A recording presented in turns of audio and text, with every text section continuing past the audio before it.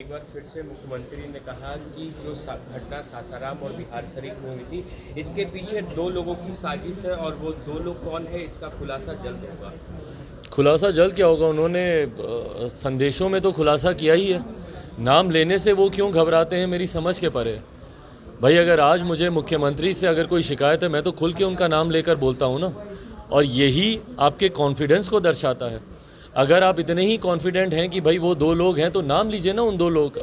देश के सर्वोच्च पद पे बैठे हुए लोगों का जिक्र इतने हल्के में करना, क्या ये एक मुख्यमंत्री को शोभा देता है? और कैसी बातें मुख्यमंत्री करते हैं कि कुछ लोग इधर उधर, क्या इधर उधर, ये एजेंट है तो वो सत्ता में है, कैसे शब्दों का आप इस्तेमाल कर रहे हैं। और इधर उधर भाई सबसे ज़्यादा किसने किया है इधर उधर?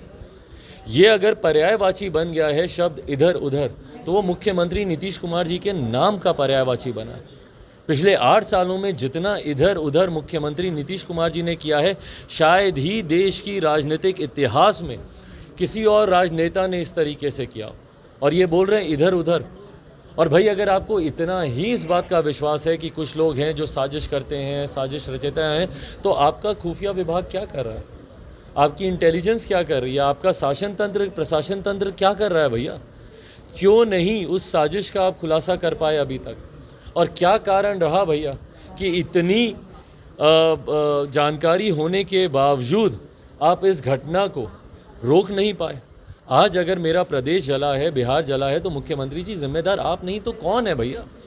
भारत का संविधान, पूर्णतः भारत का संघीय ढांचा, फेडरल स्ट्रक्चर और हमारे देश का ये पूरी तरीके से राज्य सूची में लॉ एंड ऑर्डर को देता है। कानून व्यवस्था कायम रहे, ये जिम्मेदारी राज्य सरकारों की होती है। ऐसे में मुख्यमंत्री जो प्रदेश के गृह मंत्री, अगर आपसे सवाल नहीं उठेंगे तो किस पे उठेंगे? और आप पार्सल द पार्सल की तरह आप दूसरे के ऊपर अपनी जिम्मेदारी आप टालने का प्रयास कर रहे हैं। इसने किया, उसने, भाई किसी ने भी किया हो, पर ये साजिश अगर किसी ने रची और इस साजिश को आप समय रहते आप इसको निरस्त नहीं कर पाए, तो ये कहीं ना कहीं कमी आप ही की है ना मुख्यमंत्री नीतीश कुमार जी। ऐसे में से बातें करना कि इधर उधर कुछ लोग करते हैं और कुछ लोग हैं, दो ही लोग हैं जो इसके पीछे हैं, तो बताइए कौन लोग हैं? खुलकर बोलिए। इशारा भाजपा की ही तरफ था, तो नाम लेने से आप क्यों डरते हैं मुख्यमंत्री जी? बताइए ना, और तथ्यों के साथ बताइए। आप एक मुख्यमंत्री के पद पे हैं, आप एक संवैधानिक पद पर हैं, आप हल्के में बातों को नहीं कह सकते हैं। आप तथ्यों के साथ बताइए कि किसने क्या किया। जो भी आपके पास एविडेंसेस हैं उसको साझा कीजिए, जनता के समक्ष आप रखिए।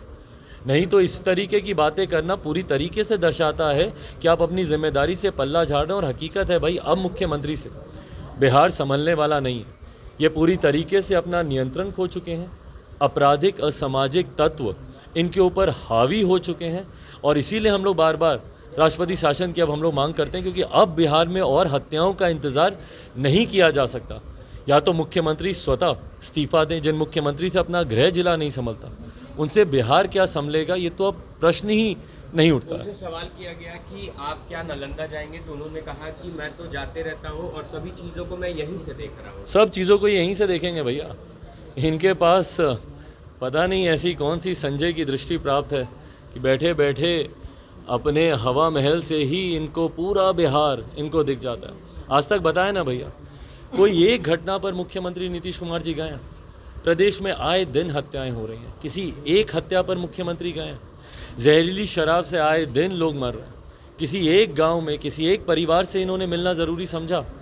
भाई जब तक आप लोगों से मिलिएगा नहीं, उनकी समस्या को समझिएगा नहीं, तो आपको पता कैसे चलेगा कि हमारे प्रदेश में क्या हो रहा है? सिर्फ बंद कमरे में एसी ऑन करके बैठ जाने से मुख्यमंत्री जी प्रदेश के हालात आपके सामने नहीं आएंगे। और प्रदेश की जनता ने आपको एयर कंडीशन कमरे में बैठ के हवा के मज़ा लेने के लिए नहीं चुना। आपको तो खैर चुना ही नहीं, आप दूसरे के आशीर्वाद पर आप मुख्यमंत्री बने हुए हैं। जनता ने तो 2020 में ही तीसरे नंबर की पार्टी बनाकर आपको सत्ता से बेदखल कर दिया था। बट आज की तारीख में अगर आप परिस्थिति वर्ष भी मुख्यमंत्री बने हुए हैं, तो जिम्मेदारी आपकी बनती है कि आप जाएँ लोगों के बीच में, जनता के सुख दुख की घड़ी में उनके साथ खड़े रहें। पर जो मुख्यमंत्री अपने गृह जिले जाना ज़रूरी नहीं समझते, जब उनका गृह जिला जलता है, तो ऐसे में बिहार में दूसरे लोगों के घर मुख्यमंत्री जी उनकी दुख की घड़ी में जाएं, ये उम्मीद भी इनसे नहीं की जाती। आखिरी सवाल, ओवैसी को भी उन्होंने बीजेपी का एजेंट बता दिया। सब एजेंट है भैया, सब एजेंट है।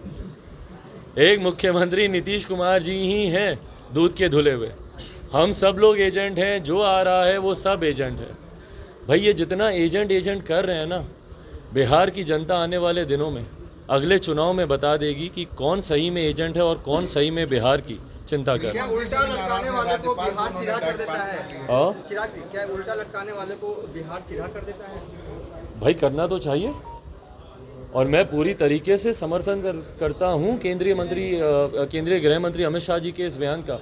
और क्यों दुख होता है भैया इन लोगों को, जब अपराधियों को कड़ी सज़ा देने की बात की जाती है तो ये तिलमिलाहट मुख्यमंत्री जी के भीतर क्यों आती है, और उनके प्रति इतनी हमदर्दी क्यों है भैया? क्यों हमदर्दी है मुख्यमंत्री जी की? अगर आपने किसी एक अपराधी को सज़ा दे दी होती मुख्यमंत्री जी, तो ये हत्याओं की जो श्रृंखला हमारे प्रदेश में शुरू हुई है वो नहीं होती। अगर जितने असामाजिक तत्व हैं, अगर उनके ऊपर कार्रवाई की होती तो आज जिस तरीके से मेरा प्रदेश जला है, इस तरीके से बिहार नहीं जलता। क्योंकि आप कार्रवाई नहीं करते हैं, इसीलिए मनोबल बढ़ता है उन तमाम असामाजिक तत्वों का जो हमारे प्रदेश में हिंसा उत्पन्न करके भाईचारे का, स्वार्थ का माहौल खराब करने का ये लोग प्रयास करते हैं। ऐसे में जब केंद्रीय गृह मंत्री उनके प्रति कठोर होते हैं तो मुख्यमंत्री जी को दिक्कत होती है। क्यों मुख्यमंत्री जी? क्या आपका संरक्षण प्राप्त है इन अपराधियों को? क्या आपका संरक्षण प्राप्त है ऐसे असामाजिक तत्वों को जो बिहार में सांप्रदायिक दंगे करते हैं या जो बिहार में हत्याओं की श्रृंखला बनाते हैं? क्या उनका संरक्षण आप देते हैं कि उनके ऊपर की जाने वाली कार्रवाई को लेकर आप और आपके नेता इतने विचलित हो जाते हैं?